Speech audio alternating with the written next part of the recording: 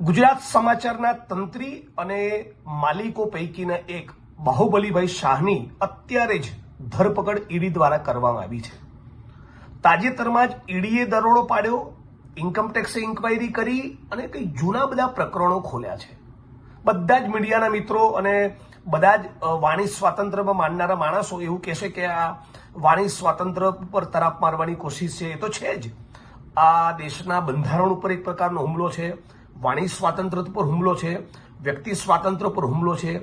Freedom જે મીડિયાને એક સ્વાભાવિક રીતે જ મળવી જોઈએ, એક લોકતંત્રના ચોથા પ્રહરી તરીકે સવાલ પૂછવાની, આકરા સવાલ પૂછવાની એ સ્વતંત્રતા જે છે મીડિયાની, એની પર તરાપ છે। પણ એનાથી વિશે શું કહેવા માંગુ છું કે ગુજરાત સમાચાર એ છેલ્લા 25 વર્ષથી એ નરેન્દ્ર મોદી, અમિત શાહ, આરએસએસ અને બીજેપીને સહેજ પણ ગાંઠ્યું નથી। નરેન્દ્રભાઈ ઉપર ગુજરાતની જનતાએ, દેશની જનતાએ ગમે તેટલા ફૂલડા વેર્યા હોય, પણ મગનું નામ મરી પાડીને રાત દિવસ પાને પાને એક સ્ટોરીમાં એન્ટી એસ્ટાબ્લિશમેન્ટ એલિમેન્ટ સાથે કોઈએ લખ્યું હોય સાતત્યપૂર્વક, એ ફક્ત ગુજરાત સમાચાર છે।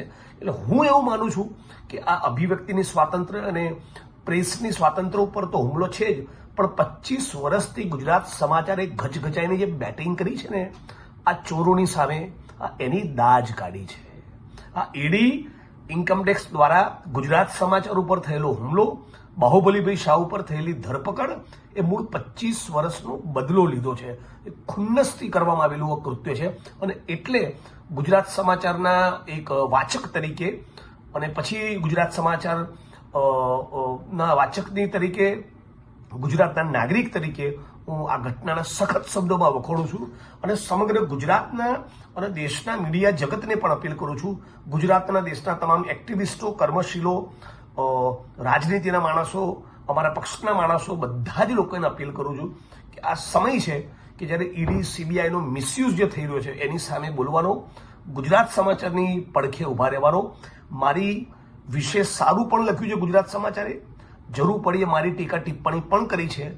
એ જ પત્રકારત્વનું કામ છે। પત્રકારત્વનું કામ એ નેતાઓની ચાપલુસી કરવાનું નથી જ, એમને તીખા સવાલો પૂછવાનું છે, આકરા સવાલો પૂછવાનું છે, એમની એકાઉન્ટેબિલિટી, જવાબદારી ફિક્સ કરવાનું છે।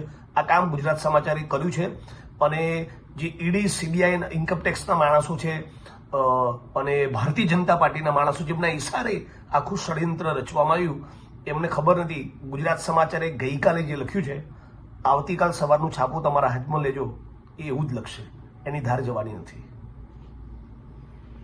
લોકશાહીનો ચોથું સ્તંભ એટલે મીડિયા, પત્રકારત્વ।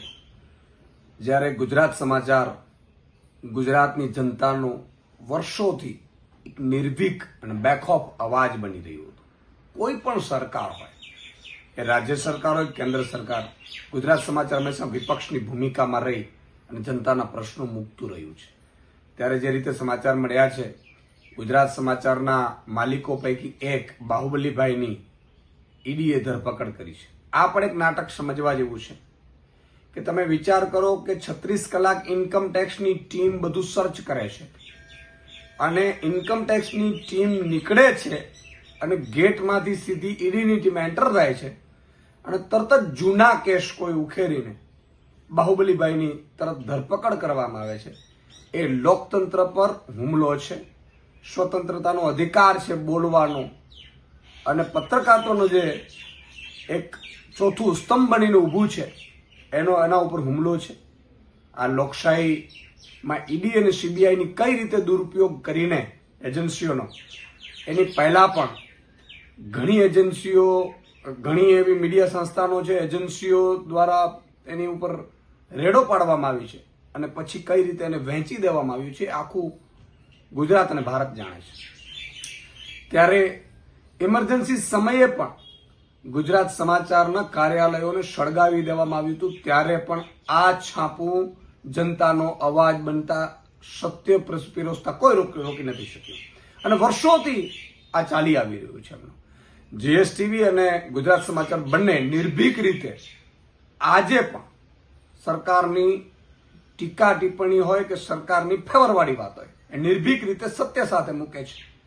ત્યારે ઈડી અને સીબીઆઈનો દુરુપયોગ કરીને એમને જે રીતે ધરપકડ કરવામાં આવી છે, એ લોકશાહી ઉપર, ચોથા સ્તંભ ઉપર અને પત્રકારત્વ ઉપર હુમલો છે. એને સખત શબ્દોમાં વખોડી કાઢીએ છીએ.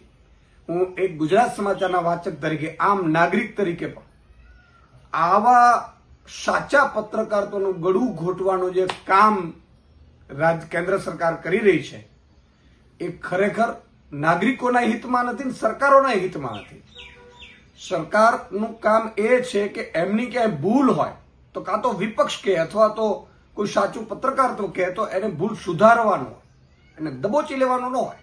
એટલે આ સખત શબ્દોમાં વખોડીએ છીએ. આ હુમલાને લઈને હું વિનંતી કરું છું તમામ ભારતના પત્રકારત્વ, એડિટોરિયલ ગિલ્ડ અને તમામ જે એક્ટિવિસ્ટો છે, તમામ સત્યની અવાજ સાથે લડે છે, સત્ય ઉજાગર કરે છે, એ સૌને મારી વિનંતી છે કે આ ચોથા સ્તંભને લઈને સૌ અવાજ ઉઠાવે અને સરકારની આ કાયરતાપૂર્ણ જે કૃત્ય છે એને વખોડીએ.